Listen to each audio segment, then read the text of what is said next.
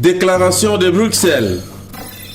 Nous, membres de la Convention des Congolais de l'étranger, CCE en sigle, convoqués ce jour en Assemblée Générale Ordinaire, mus par l'indéfectible amour de notre mère patrie, la République démocratique du Congo, soucieux infatigablement de trouver des voies et moyens pour que l'alternance en République démocratique du Congo soit une réalité, comme seule voie de salut pour freiner la descente aux enfers de la nation, descente machiavéliquement et délibérément orchestrée par la volonté d'un seul individu, Kabila, dans ses tentatives à échapper au radar de l'histoire, en se maintenant indéfiniment à la tête de notre pays, défiant de ce fait tout le peuple dont il prend en otage le destin.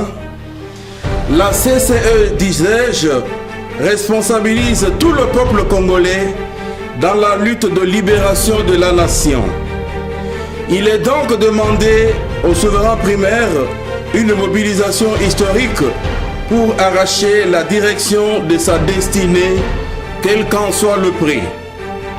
En effet, M. Kabila et ses courtisans, ainsi que quelques milieux d'affaires internationaux et mafieux, ont décidé de longue date de prendre le peuple congolais pour du bétail, dont la vie n'a plus aucune valeur, ni à l'intérieur, ni à l'extérieur du pays. Ils multiplient des subterfuges pour ne pas aller aux élections, du fait que M. Joseph Kabila est d'office disqualifié par la Constitution de la course à ces élections. S'étant donc inféodé sa CENI, comme le reste des institutions du pays d'ailleurs, Kabila fait désormais de la question électorale une question politique par laquelle passe le frauduleux maintien de son pouvoir prédateur, du reste illégitime et illégal. Au crépuscule de l'année 2016, la CCE, comme bon nombre de compatriotes avertis et pragmatiques, avait fait foi à l'accord politique dit de la Saint-Sylvestre, vu en ce temps-là comme une possible porte de sortie de la crise politique imposée au pays.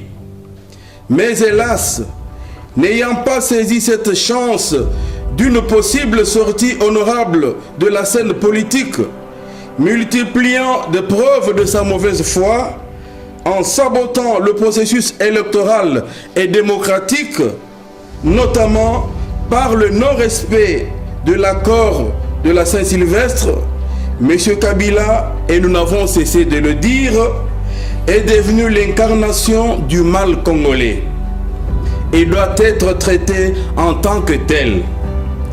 Aussi, la CCE a-t-elle soutenu la mise en place d'une courte transition sans Kabila, pouvant conduire le pays aux élections apaisées, réellement libres et donc crédibles.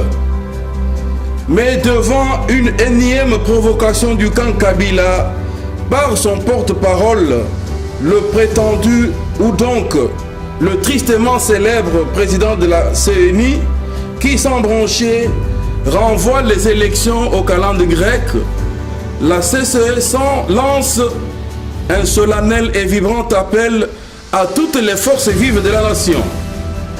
Chers compatriotes, l'heure n'est plus aux distractions, car elle est grave. Jusqu'à quand serons-nous la risée du monde?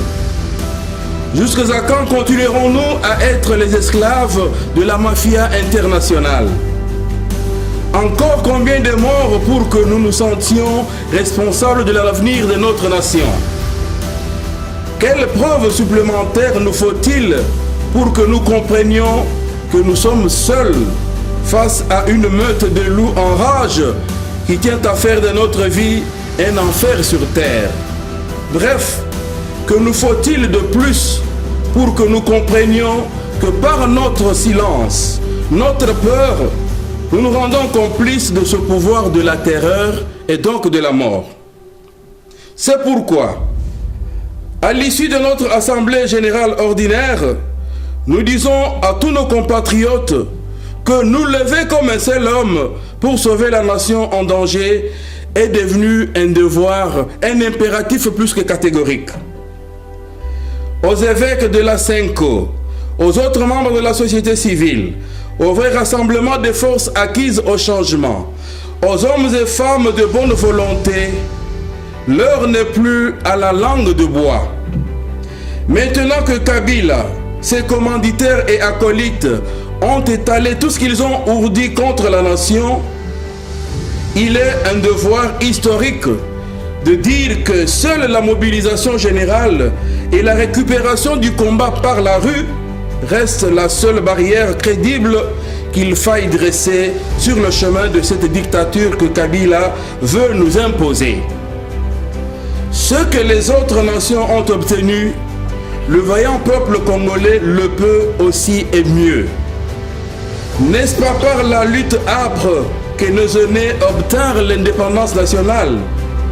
N'est-ce pas par l'audace et le combat au prix des sacrifices incalculables que la dictature de Mobutu fut mise en échec? Kabila ne saurait échapper à la furie populaire, à condition que le peuple, détenteur de toute souveraineté et de tout pouvoir, s'approprie cette lutte au-delà des clivages d'ethnie, de tribus, de partis politiques et même des convictions personnelles. C'est maintenant ou jamais. Attendre décembre 2017 équivaut à donner des munitions aux chargeurs de M. Kabila, alors qu'il n'hésite pas un seul instant à mettre à mal toute force de changement. Lèvons-nous donc et sauvons notre pays. Nous n'en avons pas un autre, car comme disent les latins, carere patria tolerabile est. Manquer de patrie est intolérable. Lèvons-nous comme un seul homme, occupons la rue pour que nous puissions récupérer notre indépendance et notre souveraineté. Que vive le Congo libre et souverain. Que vive son peuple. Que vive notre combat.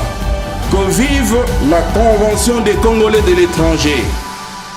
Faite à Bruxelles ce 14 octobre 2017, je vous remercie.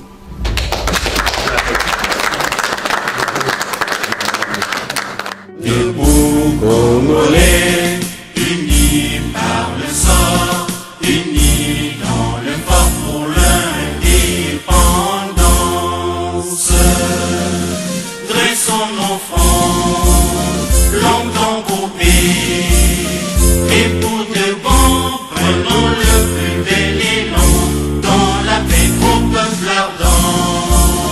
Par le labeur, nous bâtirons un pays plus beau qu'avant, dans la paix citoyenne. Entonnez l'hymne sacré de votre solidarité, fièrement saluez l'emblème d'or de votre souveraineté. Congo, don béni, Congo, des aïeux, Congo, au pays, Congo, bien-aimé, Congo, nous peuplerons ton sol et nous assurerons ta grandeur. 30 juin au doux soleil, 30 juin du 30 juin, jour sacré soit le témoin, jour sacré de l'immortel, serment de liberté, que nous léguons à notre postérité pour toujours. Merci. Vive la CCE! Pour la Kabila. Vive la CCE! Imene. Imene. Kunaisha. Wajiki. Esili. Esili.